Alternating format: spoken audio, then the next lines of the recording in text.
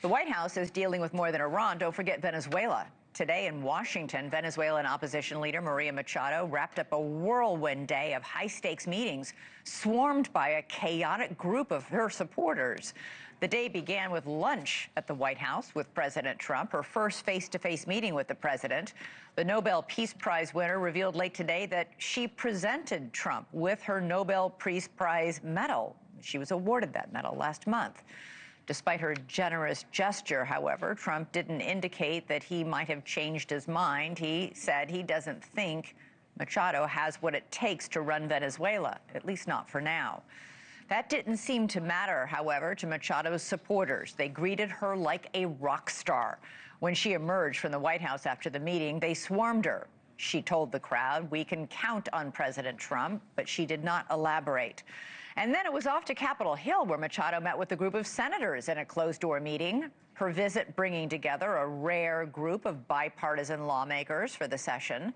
Afterward, the swarm of reporters and supporters surrounding Machado was so intense that she had to cut short her comments to the media, the crowd yelling, "Maria Presidente," as she headed to her car.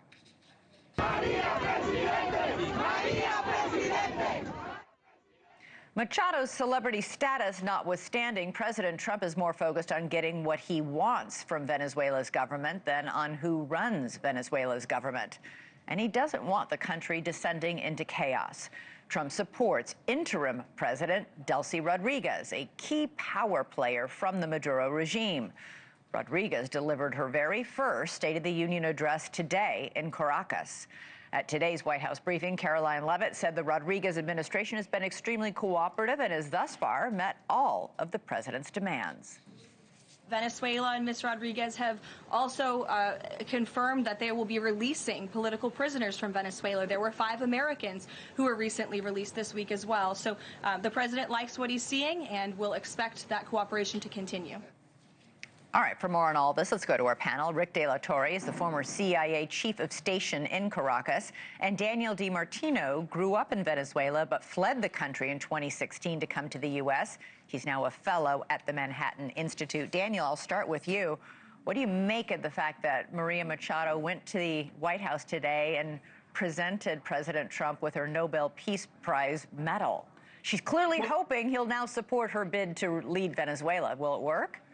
Well, I think that the media is framing this wrong. The president simply deserves the medal more than this being some sort of bribe, which I feel is what the media is trying to present. The reality is that President Trump captured Maduro. President Trump has been the only person that's been trying to help Venezuela obtain freedom.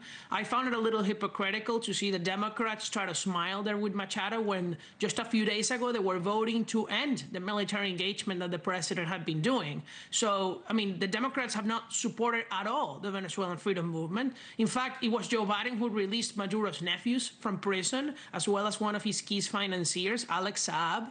And so I think the president deserves it. I'm happy that it was a private lunch, that it went over time, that Marco Rubio was there.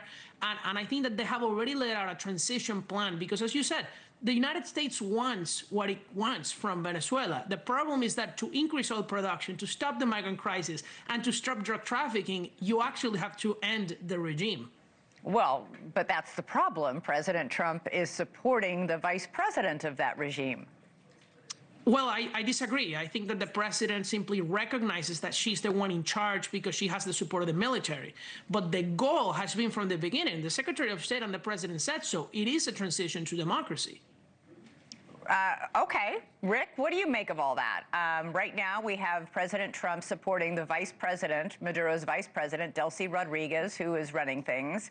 He has said Maria Machado doesn't have what it takes to run the country. So we have this really surreal battle going on between these two women who are both fighting to win Trump's favor so that they can lead Venezuela. Delcy Rodriguez, of course, and then Maria Machado. Yeah, look, I think Maria Machado is a rock star. She's a superstar. She certainly did very well in the 2024 election and winner Nobel Peace Prize, and she's by all accounts won the election. Her party. I'm sorry? By all accounts, won the election. Her party. Oh yeah, by 80%, without a doubt. And I think she's paid a large personal price, over the last few years. This administration has to deal with Delcy, whether they like it or not, for the foreseeable future until the situation in Venezuela becomes more stabilized. As we've noted, the military is currently in favor of Delcy. They have the guns, so technically they're the ones who call the shots. I think that's all a very short-term kind of situation. I think the president has been very clear in regards to getting the resources and revenues from oil production and extraction materials out of Venezuela back to the people of Venezuela.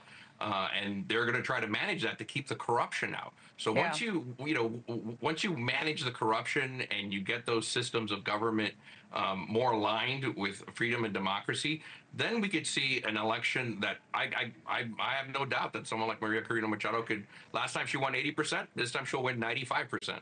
Thank you for watching. Subscribe below and download our NewsNation app right now on your phone, and you will get fact-based, unbiased news for all Americans.